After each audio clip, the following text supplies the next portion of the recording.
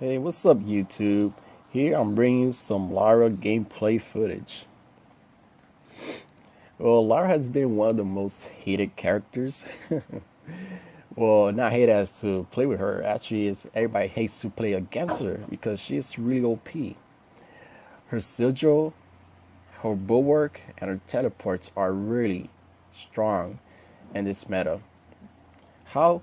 Well, here we have a gameplay footage that's Lyra with here a Rain that my friend here Panda is playing with, and the composition's really strong. How so? Well, these self-healing compositions, and self-healing I mean, like, for example, Ozo, Ray, Cruel, and all those characters that have like a natural source of life steal are really strong with Lyra if you pair them up. Why? Because all your fights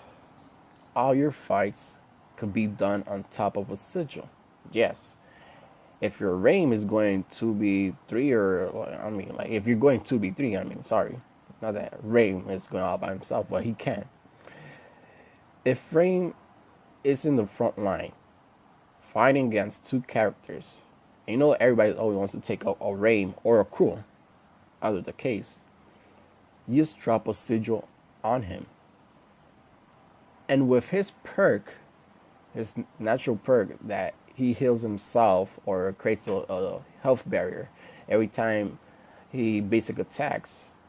And that health barrier scales also, I think, off by CP. If I'm wrong, well, okay, you guys could correct me in that and just, well, write it down in the comment section. But with that perk and the sigil combined, it's strong early, mid, and late game. It's like if you don't take out Lyra from the beginning, if like you're not negating her farm from a beginning, hey, you're gonna run into problem. And believe me, you're gonna get paid for your mistake of not taking her seriously early game. Why? Because once she starts to build on health items or utility items, for example, crucible, fountain renewal, shiversteel, war threads, all those things that has a huge amount of health bonus, just makes her sigil really strong and really OP. We're talking about you could be halfway down to your life, almost about to die. Drop a sigil, wait until it heals you up, and once it bursts, when it blows up, it gives you that extra heal. And we're talking about an extra heal that could be probably scaling from 400 to 480 or a little bit more. That's at least around what I always usually get with my builds with her. I always build a crucible, fountain, shiversteel, war threads, depending on the scenario. If I'm playing with slow characters like obviously Cruel and Rain or Isar and any other character that's really slow, then hey, war threads, okay, just help them out. But those are the items that I always buy. Why? Because those healing pads are the one things that are going to be making game changers. They are going to help a lot when it comes to team fight. And it's very important that all the time when you fight, you always fight on top of your sigils. That is one of the main things that you should always learn to do and take it as a custom. You know, all the time you see a sigil, that's fight on top of the sigil. And a lot of cases that I've been playing with Lyra, solo queuing or battle royale, I drop a sigil and my allies are getting wrecked because instead of fighting inside the circle, they're fighting outside of it and they get melting away. While I am inside of it, healing myself up and taking out the enemies like a knees, without actually losing a lot of health. So yeah, Lyra is really strong when it comes to her sigil. but you gotta build her the right way. And now, when it comes to adding a CP utility, like a CP item, if you're going as a roam character, but you know you want some CP because hello, it's like you could be all tanked up. You know, you could have a tank, but what's the point having a tank if what you're shooting is what you have as a weapon is like a little water gun? Like you ain't gonna do no damage. You know, as big as your tank is, also that how big you gotta hit. You know, that's how hard you gotta do damage, how hard you gotta hit. So it's kind of hard, you know, it kind of like contradicting. Well, how can I actually make a Lyra or any roam character to hit hard? Even I'm build up in a lot of utility items and defense items was easy. Always go for an aftershock. Aftershock is a great item. It's really perfect for here Lyra. Why? In Lyra case, it gives a cooldown reduction. Not only that, CP damage and the extra damage that scales off from the enemy's health. Also, not only that, if you add a excuse me, if you add an alternate current, you're golden. That's it. Alternate current and an aftershock. No, it's like it's done. The game it's over. If you know how to play your cards right, you know, not getting cocky, not because you have all these items, it's a sure win, but it's most likely that you might win the game if you use her abilities in the right moments, in the crucial moments that really matter. For example, here we're gonna fight here a crew, right? I do a bulwark, so bulwarks against a crow will stop him from dashing out or in if he's on the other side of the board, obviously. And that prevents him from shielding up or creating that health barrier that he gets from his A ability. So it's really, really important that you know when to use your bulwark, because that bulwark also does a lot of difference, huge differences. Like, for example, if you want to protect, like I was saying, your ally from a crow just dashing towards him after a stun, an ugly sword toss, bulwark, boom, crow is right stuck on the wall. By the time he gets to your ally that was stunned, the stun effect is already ward off, and now you can commence your attack on the crow and any other characters that are inside of it. But here in this case, in ranked case, and specifically, well, let's talk specifically on this footage and this gameplay. Most of the time, when I'm playing with my friend here, Panda, that he loves to play with Rain, mostly the technique or the strategy is when the enemy's bunched up, like right here in this moment, you just bulwark. And when you bulwark and the enemies are all inside the bulwark, they are slowed down by the bulwark, and it gives a chance, a more accurate chance and opportunity for my friend here, Rain or Panda, to actually drop his ultimate on top of the enemy to aim it at the right place because they're all slowed down.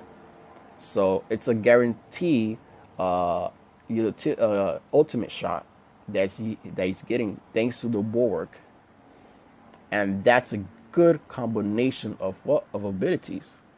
So that's how you really want to play. You gotta know how to use your abilities very well when it comes using your characters, like combining your abilities with other characters. Like, it's harmonizing. You know, you gotta harmonize with your team.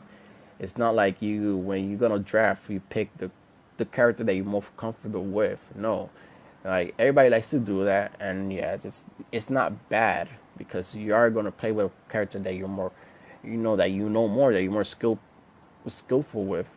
But sometimes playing with a character that you're really skilled with doesn't guarantee you games, in no way. Actually, it's the composition.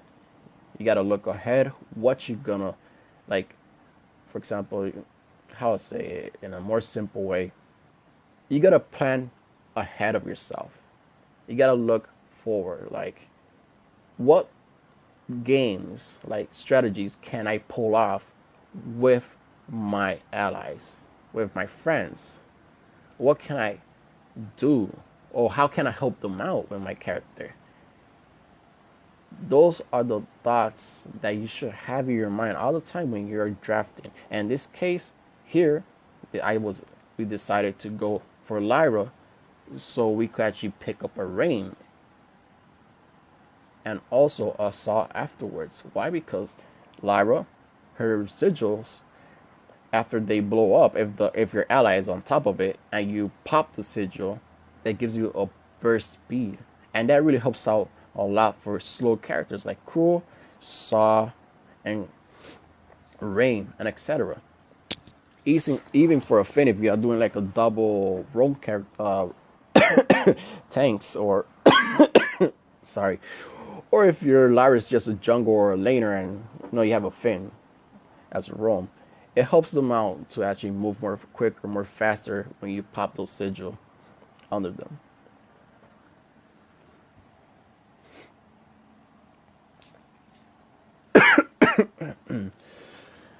So here we try to like take out this guy, and we actually take her out perfectly.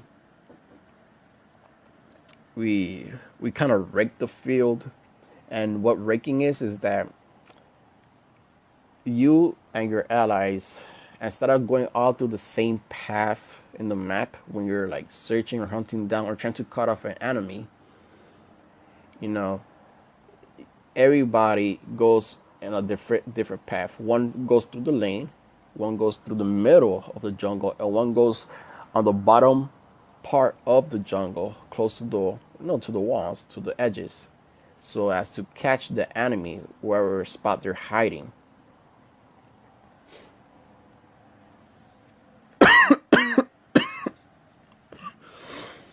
Sorry guys, I'm kind of sick, so excuse me. So yeah, here, just getting my utilities, building up some health stuff, so those sigils could be really, really strong. Here we try to win this fight. I don't remember if here we actually get killed, but no. This one, yeah, I think we actually,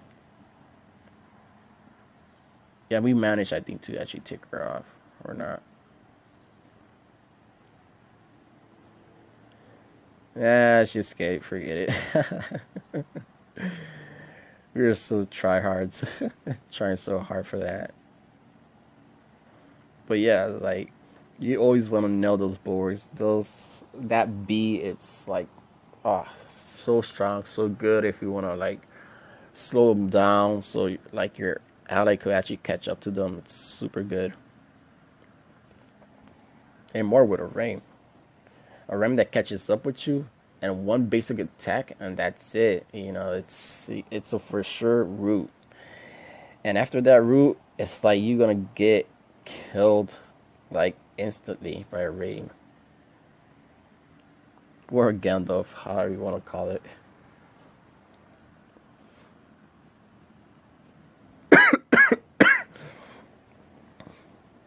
So getting those word threads, extra health, adding to my passive.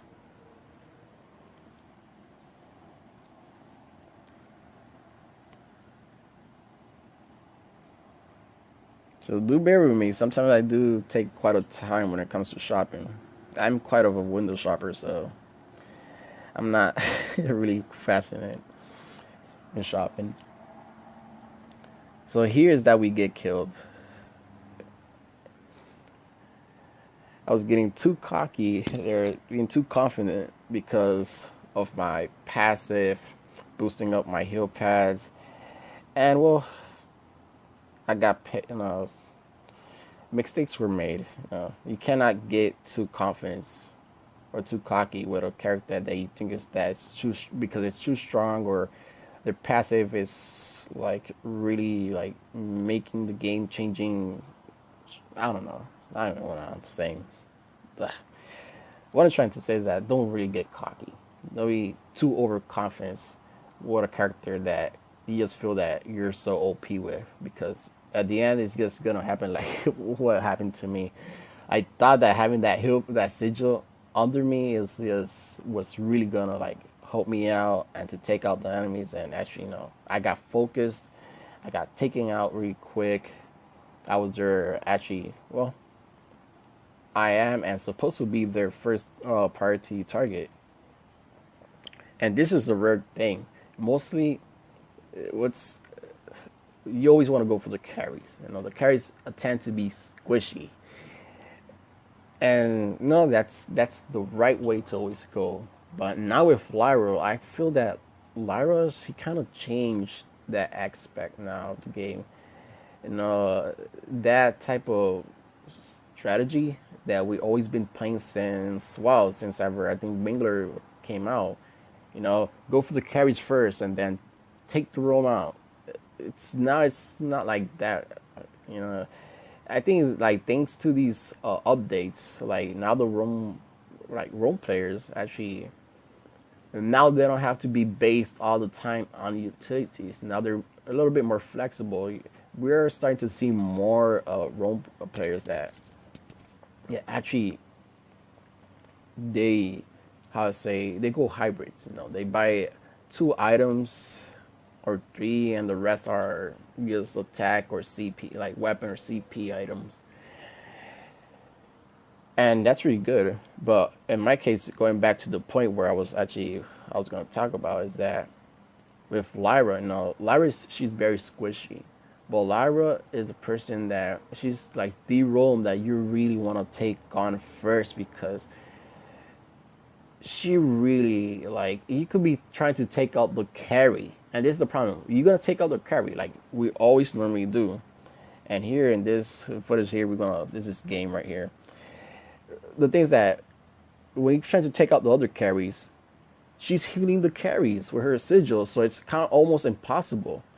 A sigil, then crucible, all that stuff. Oh my god, messes up everything. So always take out Lyra first. So here we see we took the game, impressive victory, an awesome gameplay with Lyra and Rain and Saw. So hey guys, if you like the video and want to see more stuff, well, just like, share, and subscribe.